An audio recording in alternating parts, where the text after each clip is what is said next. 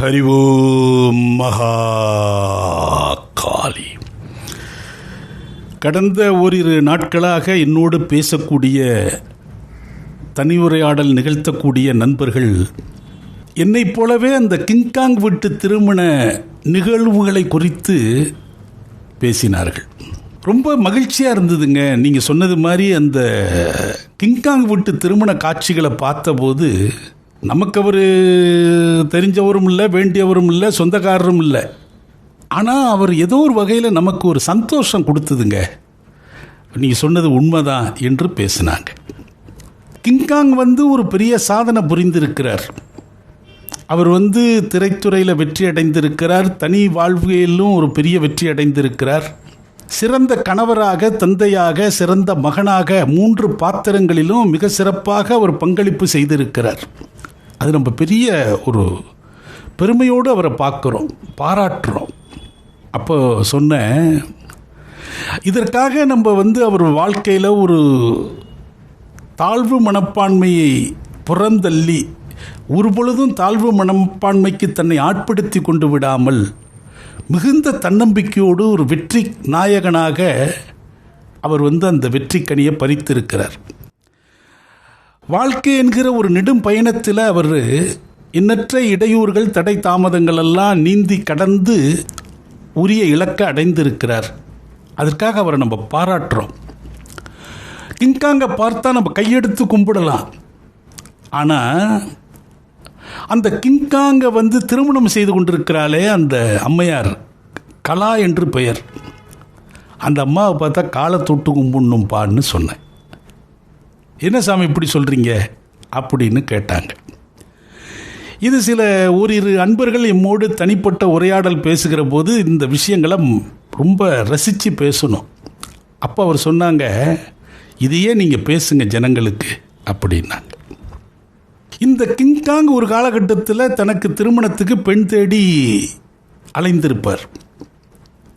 எத்தனையோ பெண்கள் இவரை திருமணம் செய்வதற்கு நிராகரித்திருப்பாங்க, ஏளனம் செய்திருப்பாங்க. ஆனால் இந்த கலா என்கிற இந்த பெண், நான் இவரை கல்யாணம் பண்ணிக்கிறேன்னு சம்மதம் சொல்லியிருக்கு. அவருடைய நேர்காணல்கள், அவருடைய பேட்டியிலேருந்து தான் இந்த செய்திகளை நான் கவனித்தேன். இந்த பெண் தன்னை கல்யாணம் பண்ணிக்கிறேன்னு சம்மதம் தெரிவித்தாலும் உயரத்தில் குறைவாக இருக்கிற அவர், தன்னை விட உயரத்தில் அதிகமாக இருக்கிற ஒரு பெண் கல்யாணம் பண்ணிக்கிறேன்னு சொல்கிறா. வேறு ஏதாவது வற்புறுத்தலில் சொல்லியிருப்பாளோ, மனப்பூர்வமாக தான் சொல்கிறாளா என்கிற சந்தேகம் இருந்திருக்கு. அதனால் இந்த கலா நான் உங்களை தான் கல்யாணம் பண்ணிக்கிறேன், நான் தெளிவாக முடிவெடுத்துட்டேன்னு சொன்னாலும் கூட கல்யாண பத்திரிக்கை அடிக்கிறதுக்கு முன்பு வரைக்கும் போய் கேட்டு வந்தாராம். நான் கல்யாண பத்திரிக்கை அடிக்க போகிறேன், மனசு ஒன்றும் மாறலையே, என்னை இப்போ கல்யாணம் பண்ணிப்பியான்னு கேட்டேன் என்று சொல்கிறார். எல்லா தம்பதியர்கள் போல் நான் உன்னை பைக்கில் அழைச்சிட்டு போக முடியாது. 2 பேரும் சேர்ந்து ரோட்டில் போனோம்னா பார்க்குறவங்க நகைப்பா நமட்டு சிரிப்பாங்க. எவ்வளோ தர்ம சங்கடங்கள் இருக்குது என்னை கல்யாணம் பண்ணிக்கிறதில்ல. அதனால் கல்யாணம் பண்ணதுக்கு பிறகு இதெல்லாம் கருத்தில் கொண்டு நம்ம வாழ்க்கையை கசந்து போயிடக்கூடாது, நான் இப்போயே இதெல்லாம் சொல்கிறேன்னு ஒரு பெரும் முதிர்ச்சியோடு அந்த கிங்காங் தனக்கு வர இருக்கிற மனைவியாக வர இருக்கிற அந்த பெண்ணுக்கிட்ட சொல்கிறார், சூழ்நிலையினுடைய நெருக்கடியினால் நான் எந்த காலகட்டத்திலையும் உங்களை நான் கைவிட்டிட மாட்டேன். இந்த ஜென்மாவில் நீங்கள் தான் எனக்கு கணவர், அதில் உறுதியாக இருக்கிறேன்னு அந்த அம்மா சொல்லுது.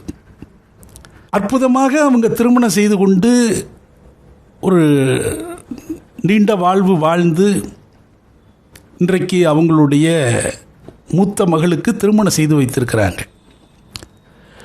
இப்போ அந்த கலா அம்மையார்கிட்ட பேட்டி கேட்குறாங்க, உங்களுக்கு சந்தோஷம் தானே, உங்கள் வீட்டு பொண்ணு கல்யாணம் நடந்திருக்கு, என்ன கருத்து சொல்கிறீங்கன்னு கேட்குறாங்க. அப்போ அந்த கலா சொல்கிறாங்க, இந்த நேரத்தில் என்னுடைய மாமியார் உயிரோடு இல்லைங்கிறத நினச்சி நான் ரொம்ப வருத்தப்படுறேன், அவங்கள மிஸ் பண்ணுறேன். வீட்டில் ஒரு பெரியவங்க இருந்தால் அது ரொம்ப விசேஷங்க, அதுதாங்க ரொம்ப சிறப்பு. அவங்க போனது எங்களுக்கு கை உடைஞ்சது கால் உடைஞ்சது மாதிரி இருக்குது. கூடவே இருந்து நல்லது கெட்டதை நாளும் எங்களுக்கு எடுத்து சொல்லிக்கிட்டு இருந்தாங்க. அவங்களும் ஆசைப்பட்டாங்க இந்த பேத்தி கல்யாணம் பண்ணி பார்க்கணுன்னு. அதுதான் கைகூடலேங்கிற ஒரு கவலை. அப்போது கிங்காங் சொல்கிறார், இருந்தாலும் எங்கள் அம்மாவுடைய ஆத்மா இங்கே தான் இருக்கும், அந்த அளவில் நாங்கள் மனசை சந்தோஷப்படுத்திக்கிறோம் என்று சொல்கிறார். எத்தனை குடும்பங்களில் இந்த மனப்பக்குவம் இன்றைக்கு இருக்கும்? மருமகளாக வந்தவள் மறைந்துவிட்ட தன்னுடைய மாமியாரை நினைத்து கண் கலங்குகிறார். என் வீட்டு கல்யாணத்தில் அந்த அம்மா இல்லையேன்னு ஏங்குகிறார். உயரத்தில் குறைவானவராக கிங்காங்கு காட்சியளித்தாலும் உள்ளத்தில் அவர் ஒரு பரிசுத்தம் என்று அந்த திரைத்துறையினர் சொல்கிறாங்க. அவருடைய மனைவி கலா உயரத்தில் உயர்ந்திருந்தாலும் உள்ளத்தாலும் அவள் வானளவு உயர்ந்து நிற்கிறார். எத்தனையோ ஆசாபாசங்களுக்கு ஆட்பட்டு இன்றைக்கு இயக்கங்களோடு வாழக்கூடிய ஜனங்கள், எத்தனையோ குடும்பங்களில் கருத்து வேறுபாடு ஏற்பட்டு பிரிந்து நிற்கிற குடும்பங்கள் இந்த கிங்காங் கலா தம்பதியினுடைய வாழ்வியல் பாடங்களை படிக்கணும். இன்றைக்கி ஒரு கல்யாணம்னு இணை சேருவதற்குள்ள இந்தியாவும் பாகிஸ்தானும் பேசி ராசி ஆகிடலாம், அவ்வளோது நெருக்கடி இருக்குது. பையனை பெண் ஏற்றுக்கொள்ளணும், பெண்ணை பையன் ஏற்றுக்கொள்ளணும். இதுக்கு இடையில் ஏராளமான பேச்சுவார்த்தைகள், சந்திப்புகள். இப்போ நிறைய சொல்கிறாங்கல்ல, டேட்டிங் எதாவது சொல்கிறாங்க. இந்த பரீட்சைகள்லாம் தாண்டி அந்த பொண்ணு அந்த பையனை ஓகே பண்ணணும். சரி, நான் இவனே கல்யாணம் பண்ணிக்கிறேன், அந்த பையன் இந்த பொண்ணை ஓகே பண்ணணும், நான் இந்த பெண்ணையே கல்யாணம் பண்ணிக்கிறேன் என்று வருவதற்குள்ள ஒரு வருடம் தாண்டுகிறது. சரி, கல்யாணம் தான் ஆகுது. உப்பு பொறாத காரணங்களால் சண்டையிட்டு கொண்டு கருத்து வேறுபாடுகளால் பிரிந்து நிற்கிறார்கள்.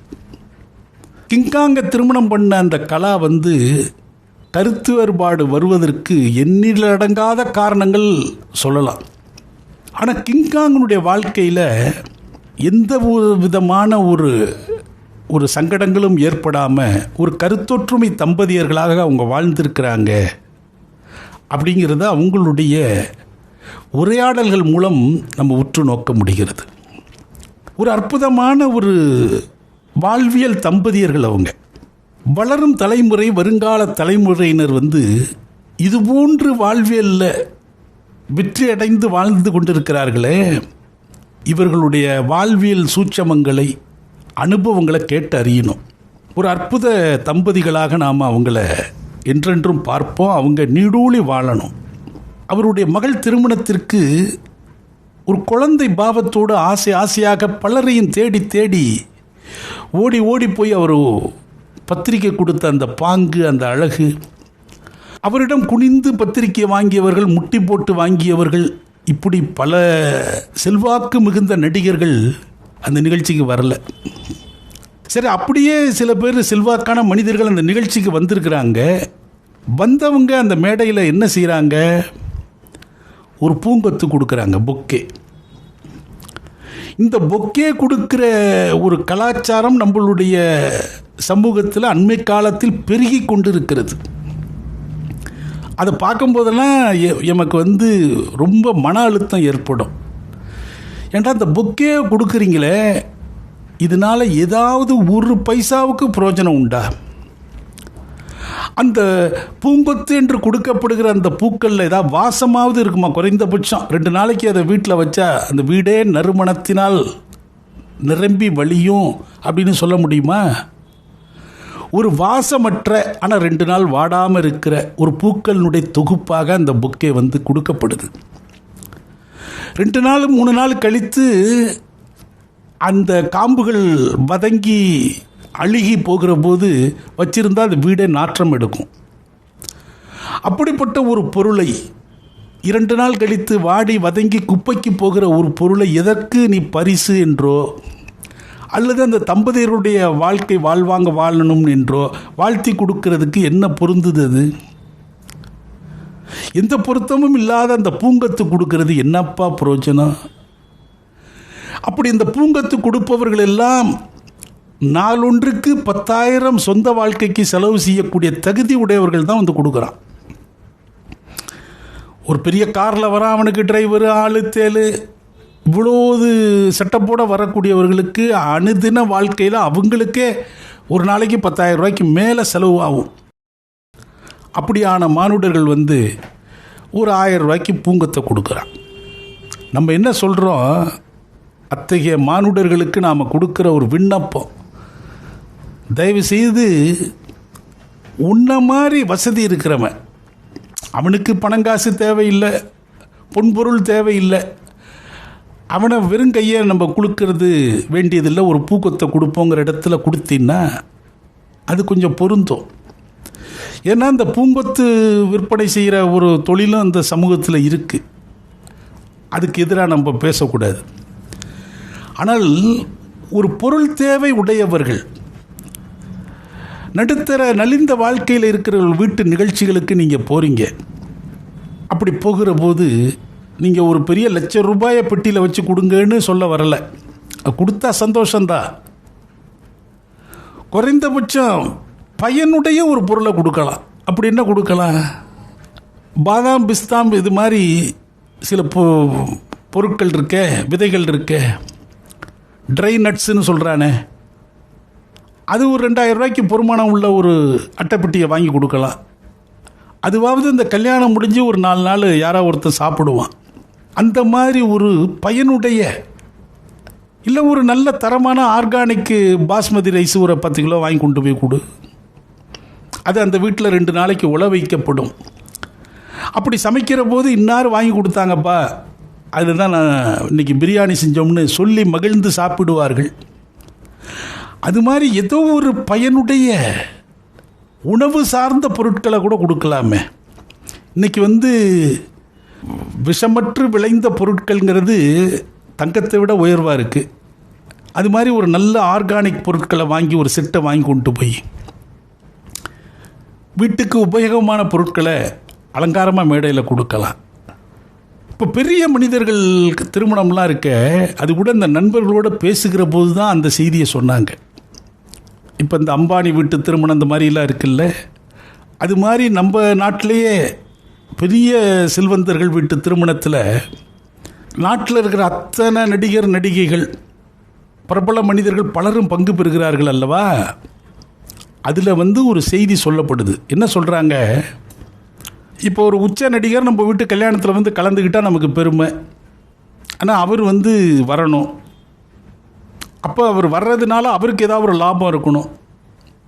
அப்போ என்ன செய்கிறாங்களா, அந்த பத்திரிக்கை கொடுக்குற போதே நீங்கள் நம்ம வீட்டு கல்யாணத்துக்கு வந்துட்டு போகிறதுக்கு ஒரு 3 மணி நேரம் செலவாகும். ஒரு 10 லட்சம் ரூபா பொறுமானம் உள்ள வைர அட்டிகையை இல்லை ஒரு வைர நெக்லஸை அந்த பத்திரிக்கையோடு சேர்த்து வச்சு கொடுத்துட்றது. இது நம்மளுடைய அன்பளிப்பு. நீங்கள் நம்ம கல்யாணத்துக்கு வந்து நம்ம பிள்ளைகளை ஆசீர்வாதம் பண்ணுங்கன்னு சொன்னால், இப்போ அது வந்து ஒரு வகையில் ரொம்ப கொச்சையான வார்த்தை தான், கூலிக்கு மாரடிக்கிறது மாதிரி. ஏதோ ஒரு வகையில் இந்த ஒரு விஷயத்தை ஒரு குடுக்கல் வாங்கல் பயன் சார்ந்து எல்லாமே இந்த உலகம் இயங்குது இல்லையா. இப்படியெல்லாம் இருக்குங்கன்னு சொல்கிறாங்க. அது ஆண்டவன் தான் அறிவான் உண்மையா பொய்யான்னு. அறிந்தவர்கள் வேணால் கமெண்ட்டில் எழுதுங்க.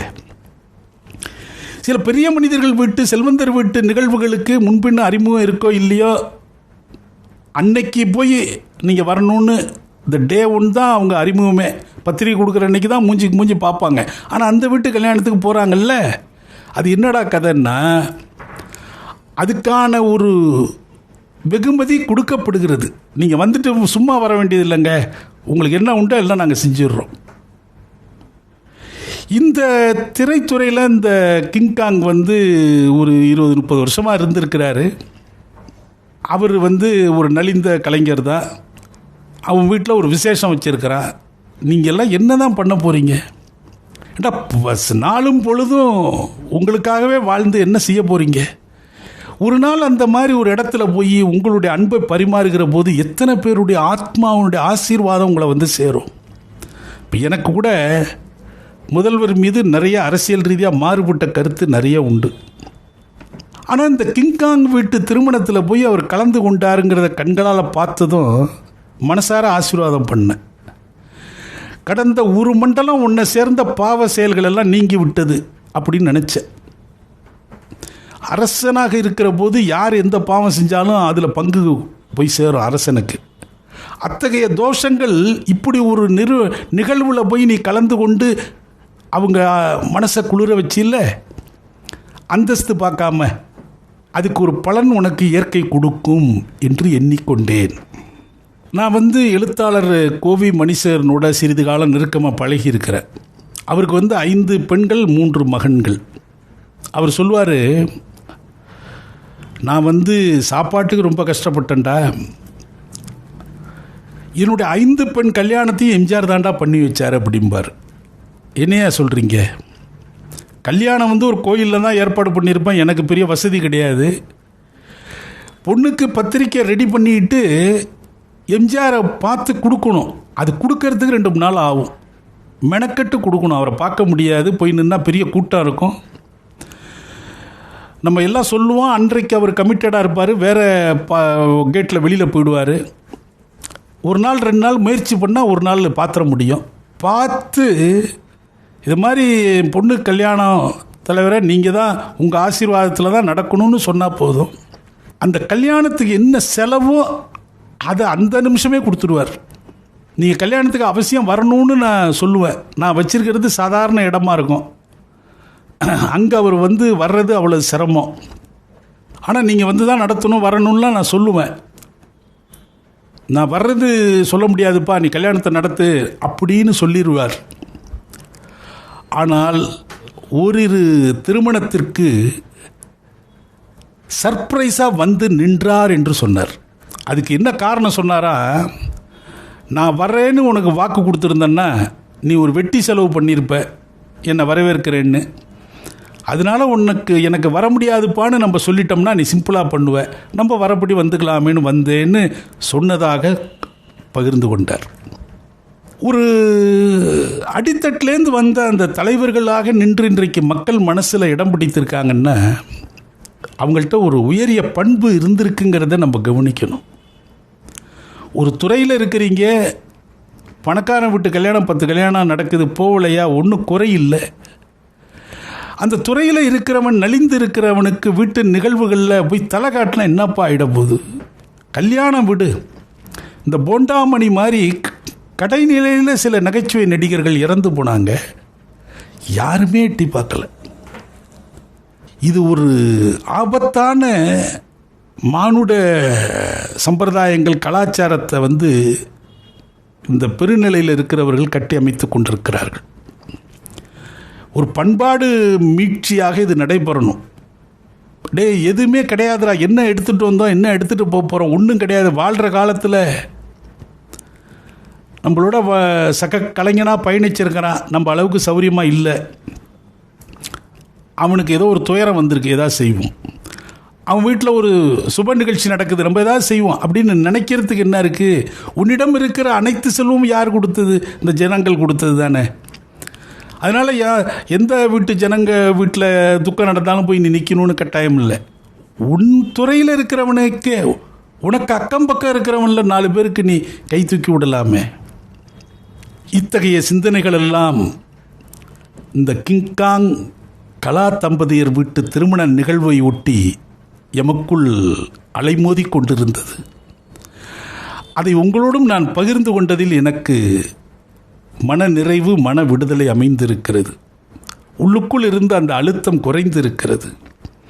அன்பர்களும் உங்களுடைய கருத்துக்களை பகிர்ந்து கொள்ளுங்க. ஹரி ஓம் மகா.